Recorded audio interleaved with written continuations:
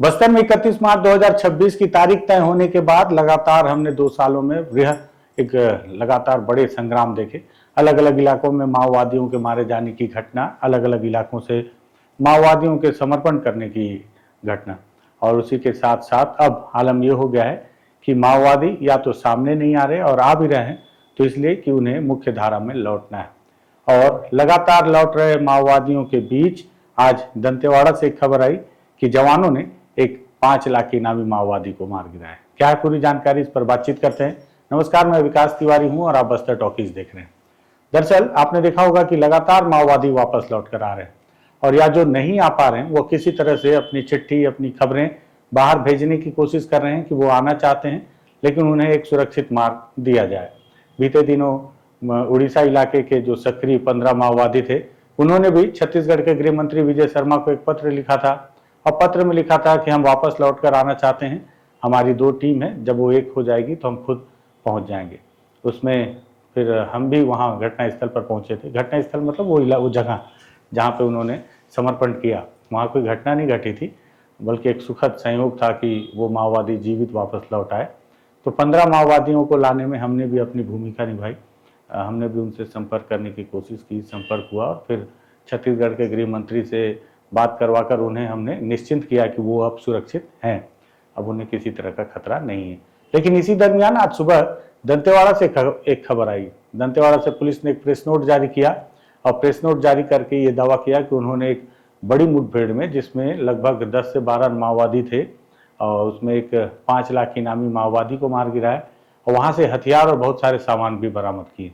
उसको लेकर दंतेवाड़ा पुलिस ने क्या प्रेस नोट जारी किया है वो भी आप सुन लीजिए। सबसे पहले दंतेवाड़ा पुलिस ने लिखा है कि ये आज सुबह 5/3/2026 का प्रेस नोट है, जिसे गीदम थाने से जारी किया गया है, जिसमें लिखा गया है, दंतेवाड़ा बीजापुर सीमावर्ती जंगल पहाड़ में पुलिस माओवादियों के बीच मुठभेड़ हुई है। इसमें एक सशस्त्र माओवादी के मारे जाने और एक पुरुष नक्सली के शव के साथ भारी मात्रा में हथियार और नक्सली सामग्री बरामद किया गया है। पुलिस ने अपने प्रेस नोट में लिखा है कि दिनांक 3/3/2026 को थाना गीदम क्षेत्र के अंतर्गत ग्राम गुमलनार, गिरसापारा एवं नीलगोड़ा के मध्य जंगल पहाड़ क्षेत्र में माओवादी सामग्री एवं हथियार डंप होने की विश्वसनीय सूचना प्राप्त हुई। उक्त सूचना पर पुलिस अधीक्षक दंतेवाड़ा के निर्देश में तथा जवानों के नेतृत्व में डीआरजी के एवं बस्तर फाइटर के जवानों के द्वारा योजनाबद्ध तरीके से उन्हें रवाना किया गया। लगभग 12:30 बजे पुलिस बल संभावित डंप स्थल की ओर रवाना होकर जंगल पहाड़ी क्षेत्र में सघन सर्चिंग एवं घेराबंदी कर आगे बढ़ रहे थे।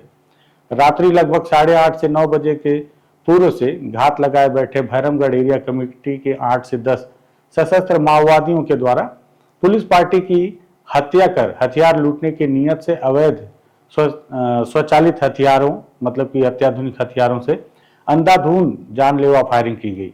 पुलिस पार्टी के द्वारा तत्काल उचित आड़ लेकर माओवादियों को आत्मसमर्पण हेतु चेतावनी दी गई, किंतु उनके द्वारा फायरिंग लगातार जारी रखी गई। स्थिति की गंभीरता को देखते हुए निर्देशानुसार जवानों के द्वारा आत्मसुरक्षार्थ संयमित एवं सटीक जवाबी फायरिंग की गई। पुलिस के प्रभावी कार्यवाही से माओवादी कमजोर पड़ के पीछे हटने लगे तथा घने जंगल, पहाड़ी भूभाग एवं अंधेरे का लाभ उठाकर फरार हो गए। मुठभेड़ के उपरांत सर्चिंग के दौरान मुठभेड़ स्थल की बारीकी से सघन तलाशी करने पर एक पुरुष सशस्त्र माओवादी का शव सहित निम्नलिखित सामग्री बरामद की गई, जिसमें 1 नग एसएलआर राइफल, 1 नग इंसास राइफल, 1 नग पिस्टल और उसकी मैगजीन, 1 नग वॉकी टॉकी का सेट, 1 नग एसएलआर की मैगजीन, 1 नग एसएलआर जिंदा राउंड, 6 नग, 1 नग एसएलआर का खाली खोखा, 3 नग इंसास का मैगजीन, 5 नग इंसास जिंदा राउंड, 18 नग इंसास मिसफायर राउंड, 3 नग इंसास के खाली खोखे, 5 नग पिस्टल का जिंदा राउंड, 1 नग पिस्टल का खाली खोखा और 1 नग पोच।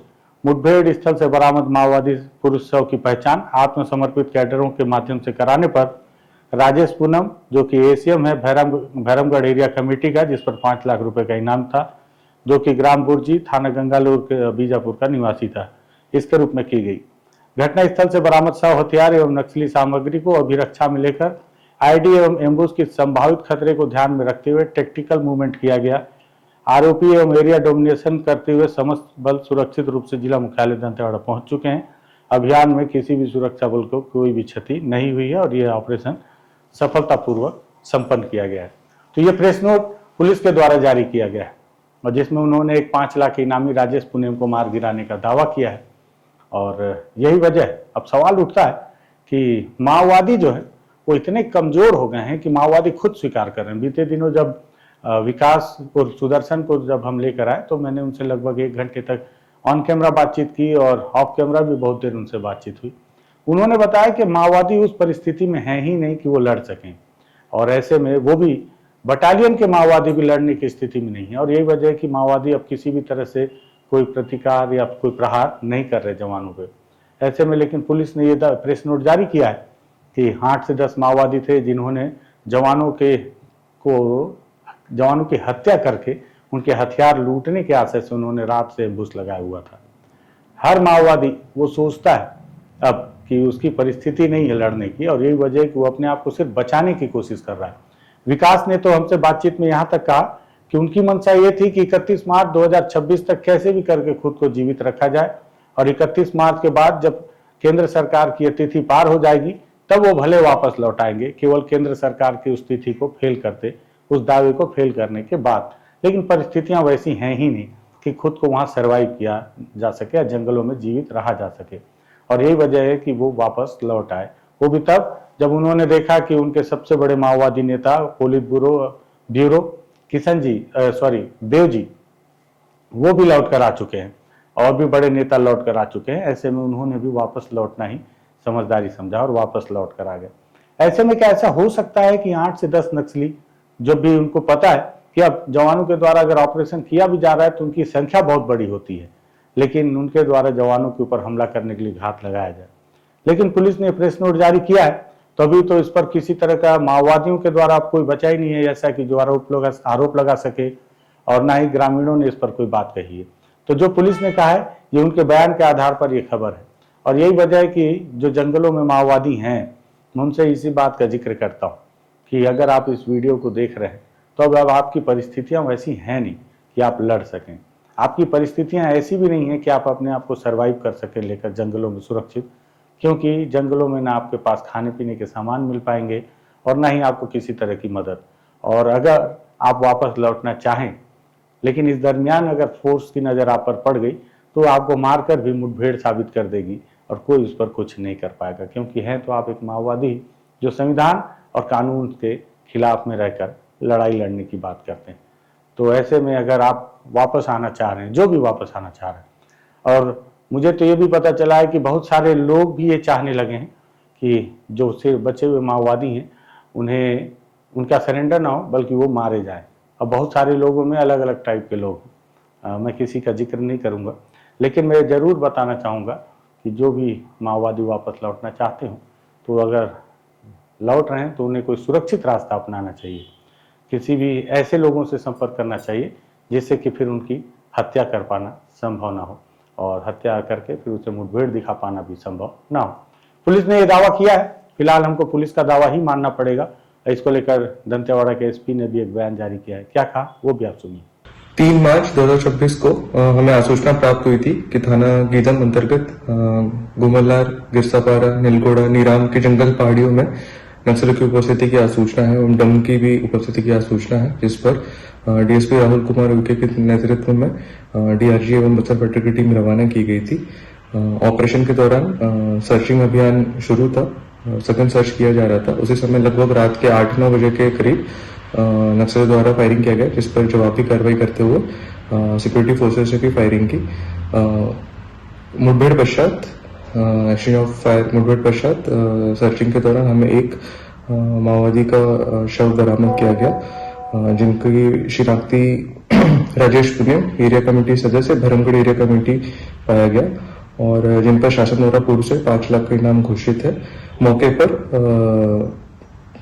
भारी मात्रा में डंप और भारी मात्रा में हथियार बरामद किए गए। इसमें SLR राइफल 1, इंसास राइफल 1, देसी पिस्टल 1 और बाकी सामग्री जो हमने प्रेस नोट में जारी किया है बरामद की गई। ऑपरेशन सक्सेसफुल रहा, हमारा कोई भी जवान उसमें घायल नहीं हुआ और सभी टीम वापस आया। इसमें अग्रिम मैदानिक कार्रवाई कर एफआईआर दर्ज कर अग्रिम मैदानिक कार्रवाई की जा रही है। तो सुना आपने, ये दंतेवाड़ा एसपी थे गौरव राय, जिन्होंने बताया कि किस तरह से मुठभेड़ हुई है और किस तरह से सफलता मिली। मुझे लगा कि लगातार माओवादी, कमजोर हो चुके माओवादी जब समर्पण कर रहे हैं, मुख्य धारा में लौट रहे हैं, उस दौरान 5 लाख के एक इनामी माओवादी का मारा जाना आश्चर्यजनक है कि कैसे माओवादियों ने मुठभेड़ किया होगा जवानों के साथ में। अंदर जंगल की क्या कहानी रही होगी इसकी तो अब तक मुझे कोई जानकारी नहीं मिली। अगर उस पर कोई नई जानकारी मिलेगी तो उस पर भी हम आपको बताएंगे ग्राउंड पर जाकर। फिलहाल तो कोई जानकारी है नहीं।